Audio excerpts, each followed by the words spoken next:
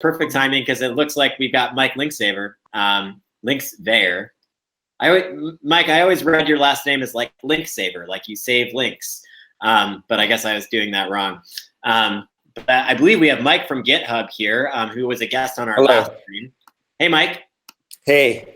That's not the first time I've heard Linksaver, but I've been saying your name that way in my head for like 3 years or something like that. But yeah, if only I can save a few links today, or make them not be what we're doing in a way, right? Yeah, right, exactly. So Mike, thanks so much for joining us. And we've been going, all day, and it's been a big day. We went and we streamed from folks that delivered 3.5 million signatures to Mitch McConnell's office.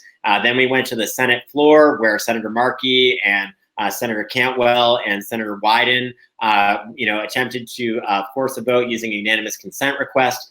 Then, of course, Senator Wicker got up and said a bunch of BS and denied that request. That's the technical term. And but here we are, and it's awesome to have you on from GitHub, which is obviously just such a central force for so many developers and folks that are making a living working on the internet. So can you explain a little bit about, GitHub's been obviously involved in this fight sort of since the beginning. Why does this matter to you and the enormous number of web developers and software engineers that use your product to build things every day?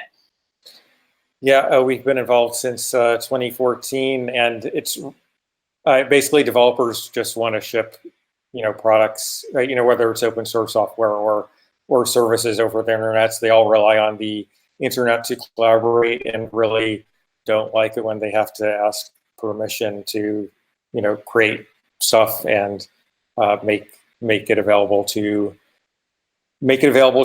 their users, make it available to other developers, collaborate live with other developers while they're building stuff, etc. If the internet is either less dependable, either in a fundamental sense that it's not reliable, or just that it's not reliable sort of in a political economic sense, that their ISP or the ISPs that they're collaborating with, you have multiple developers, say, working in a project live together at the same time. They're on different ISPs. If different ones are like, not neutral in different ways, then it just becomes it's just a crazy barrier to collaboration. I mean, and it's also very important in kind of GitHub's launch story. And we're now the largest code collaboration site. We certainly didn't start out that way. There were definitely incumbents, and had net neutrality not been kind of the operating principle of the internet, it's very likely that GitHub and many other innovations that have happened over the last decade would not have gotten off the ground, and we'd still enjoy the electronic network that we'd be stuck with, the AOL or whatever prodigy, but we would have been truly missing out. So, and I really think developers are building the future and can understand that if we don't get policies right to support an open internet, including, and net neutrality is really one of the foundational ones, that developers will continue to build cool stuff and people will enjoy it, but we're foreclosing a much better future by not getting these policies right.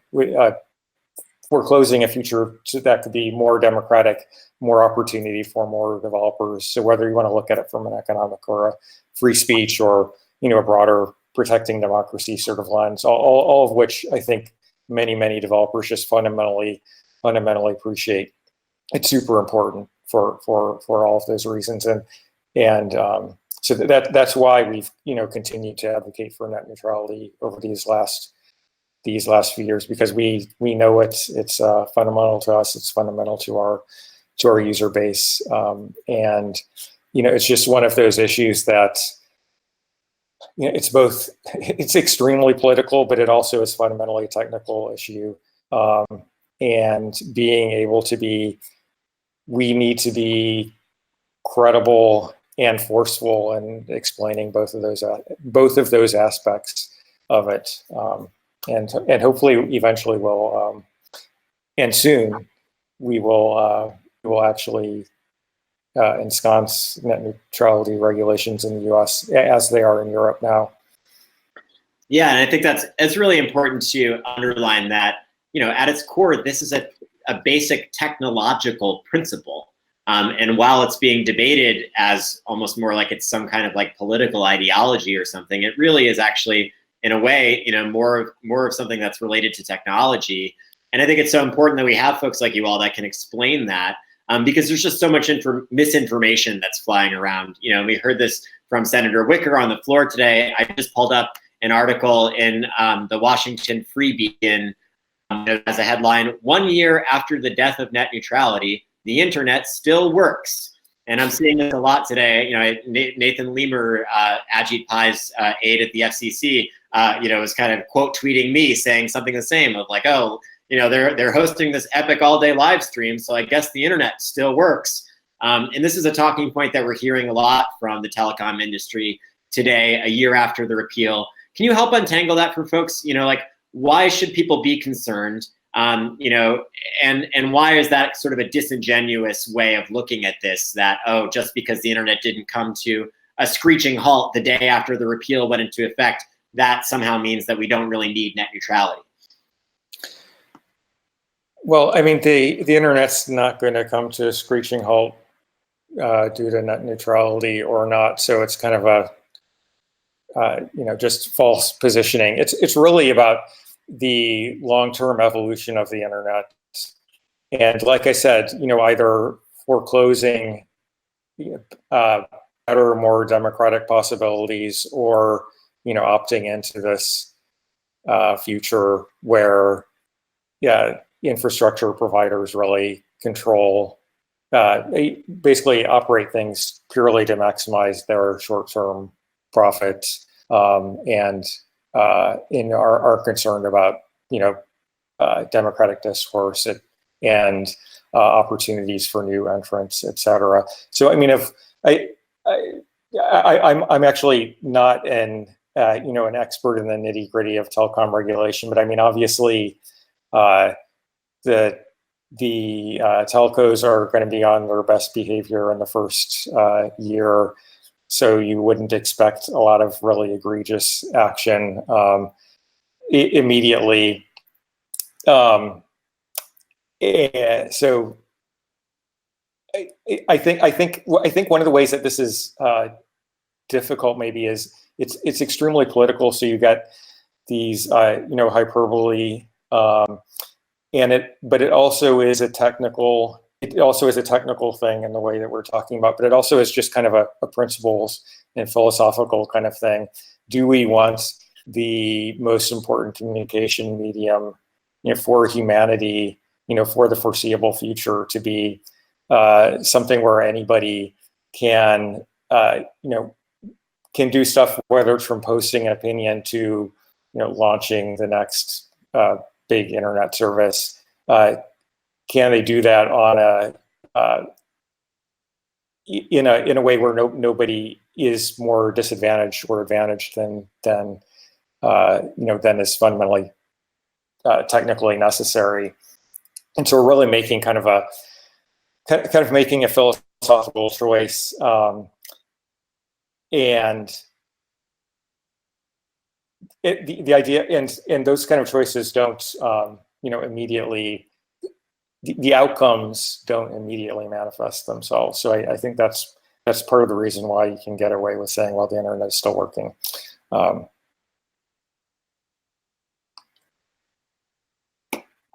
Yeah, no, that's all exactly right. And I think, your point that the ISPs are kind of currently on the best behavior, makes sense in the sense that, there's still ongoing litigation around this. There's a federal court case where, Mozilla and other companies, as well as public interest advocates and states attorneys generals, are suing the FCC in court because they, very likely broke the law in their reckless repeal here. And then there's also, obviously, this ongoing legislative fight. So they're aware that Congress is watching them very closely. And if they just started, blocking websites and things like that, that they would be unlikely to get away with it.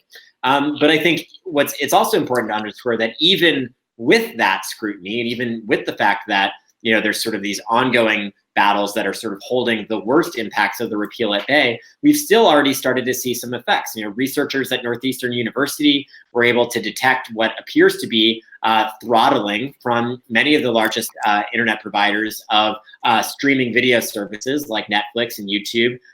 It's very likely happening to smaller services as well, although they didn't study them. And then, of course, there was the notorious incident of Verizon throttling firefighters in California. And that's something that would have been covered under the FCC's general conduct rule before it was reversed. So we're sort of, the way I like to describe it is we're seeing ISPs starting to kind of test the waters for what they can get away with in a world without net neutrality. And that's a situation, like you said, the internet's not going to come to a screeching halt. But what we will see over time is the internet becoming more centralized, where we have less choices, less content, less ability to innovate and be creative and start businesses and communicate with each other, and where things start to look a lot more like Disneyland, where it's just sort of Facebook and Google and Twitter and a few of the largest companies are more or less all we see. And we're not able to access kind of the wide range of content, perspectives, and opinions that we've all come to depend on. And Mike, I guess I'd say, for those folks that are out there watching who are not a web developer, who don't own a business, how does this impact them? Like, why should, just random person who likes to watch videos and play games and go on Facebook and, talk to their family using the internet, how does this impact them directly? How does it sort of trickle down from the way it impacts, technologists and web developers to, just sort of everyone else out there using the internet? Well, I guess I'll just start out from the, since I sort of ended on the broader philosophical point. I mean, it over the long term, it really trickles down and impacting, potentially impacting democracy. This is just one of the many battles that needs to be fought to, cultivate democratic discourse as opposed to thwart it. And I guess the worst trickle down, not only from net neutrality, it's just that we kind of opt into a less free, less equal, less democratic society, and we should always be on guard against that. Now that's more directly with regard to net neutrality. I mean, all of the stuff I said about developers not being able, kind of roadblocks to their collaboration, roadblocks to shipping new products, to competing with incumbents. That all amounts to less options, more expensive options for consumers. So again, if you think of your favorite service on the internet now, if you're a developer, I hope you think it's GitHub, but if you're a gamer, it might be Twitch, but I think we're broadcasting on, and depending on what it is, if you're watching this, it's in part because you love stuff on the internet, and that stuff, is not going to get better, not be as creative, et cetera. I think, you can expect it will just have less great, cool stuff that you've been experiencing going forward, and you should have really high expectations from the internet. Honestly, a lot of people are pointing out the problems with activity on the internet, but it's also incredibly generative, and you should have extremely high expectations, and those high expectations will in effect not be met as well if net neutrality does not again become the law of the land in the U.S. I also just wanted to mention really quickly, if there are developers listening, and I'm sure that there are some, I really like that you mentioned some researchers work on monitoring the net, not only because of it's important to point out the early warning signals, the empirical early warning signals, but also if you're really passionate about this as a developer, helping with projects that are basically that monitor the net for things like violations of net neutrality or censorship, et cetera. Those are some really important projects to be involved in, and that you can contribute to make sure we have better information about things like violations of internet and other sort of disruptions of the open internet. So if you go to GitHub and look up for topics, there's open source projects that are tagged with the net neutrality tag or open internet tag you can look at to help out.